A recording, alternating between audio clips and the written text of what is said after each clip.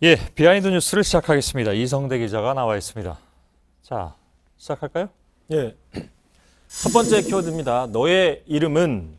자, 새누리당이 이름을 바꾸기로 하고 조만간 공모 절차에 들어갑니다. 당 예. 색깔과 로고까지 전부 교체하기로 했는데요. 한마디로 이 새누리라는 이름 박근혜 정권과 수명을 같이 하는 셈입니다. 예, 그러네요.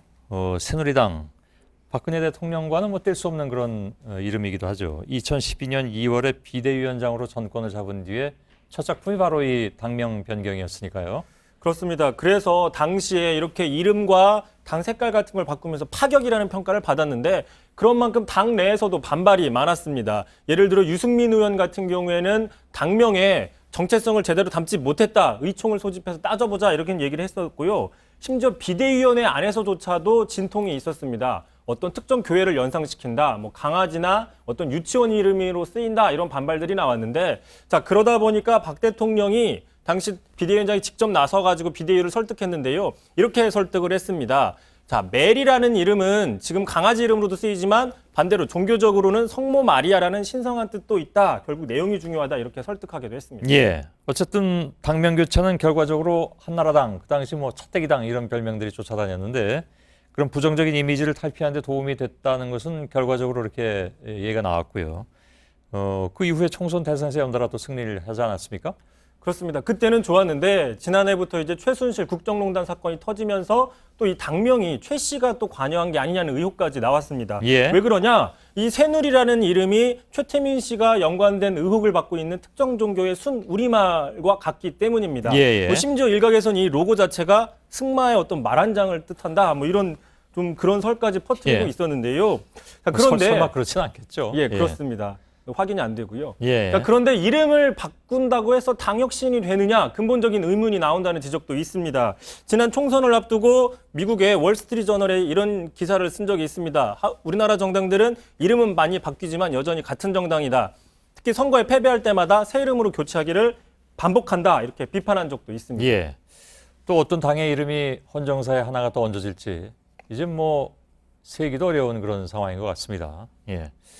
아마 의원들도 자기가 속했던 당을 외우기 어려운 사람들도 좀 있을 겁니다. 하도 많이 바뀌어돼가지고. 예. 다음 키워드는요? 네, 두 번째 키워드 보겠습니다. 어디선가 들어본. 자, 반기문 전 총장의 행보 연일 화제를 일으키고 있는데 그 내놓는 발언도 화제입니다. 예. 그런데 이미 어디서 본 듯한, 들어본 듯한 익숙한 느낌들이 나는데요. 자, 어제 운명론을 꺼냈습니다. 이렇게 얘기를 했죠. 자, 최순실 사태와 탄핵 이후에 당신 아니면 안 된다는 말을 듣고 야, 대선 출마가 운명이구나 싶었다라고 이야기를 했습니다. 그런데 이 말 이미 2011년 문 전 대표가 자신의 책 운명에서 비슷하게 했습니다. 노 대통령은 유서에서 운명이라고 했다. 나야말로 운명이구나라고 하면서 정치 참여를 운명이라고 설명한 적이 있습니다. 예. 그러니까 뭐 그 정치 참여, 그러니까 대선 출마가 주체적인 선택이 아니라 운명적 소명이다 이렇게 주장을 한 건데 지금 뭐 공교롭게도 여론조사 뭐니까 지지도 조사에서 상위 1, 2위를 다투는 사람들이 지금은 최근 조사는 문재인 전 대표가 오차범위 밖에서 더 앞서고 있긴 하죠. 아무튼 1위, 2위가 모두 운명이라고 얘기하고 있는 그런 상황인 것 같습니다. 또 귀국할 당시에 정권 교체가 아니라 정치 교체가 필요하다 이런 주장을 했는데요. 예. 자, 이 역시 이미 누군가가 앞서서 했습니다. 직접 들어보시죠. 예. 정권 교체 수준을 넘는 정치 교체와 시대 교체로 새로운 시대, 국민 행복 시대를 열겠습니다. 이 말은 노무현 전 대통령도 2002년 대선 당시에 정치 교체를 해야 된다라고 주장한 적도 있습니다. 그렇군요. 반 전 총장 측은 진보하고 보수를 아우르겠다 뭐 이런 입장을 계속 얘기하고 있고 스스로 진보적 보수주의자다 이런 표현도 나왔습니다. 근데 이것도 이미 나온 말이라면서요?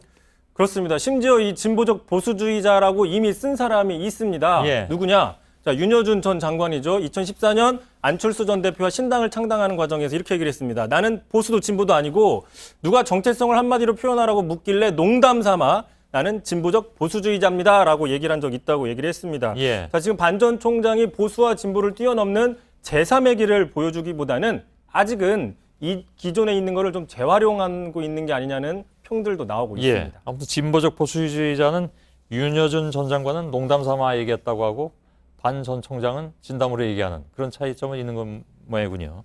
알겠습니다. 비하인드 뉴스 여기까지 하죠. 이성대 기자였습니다.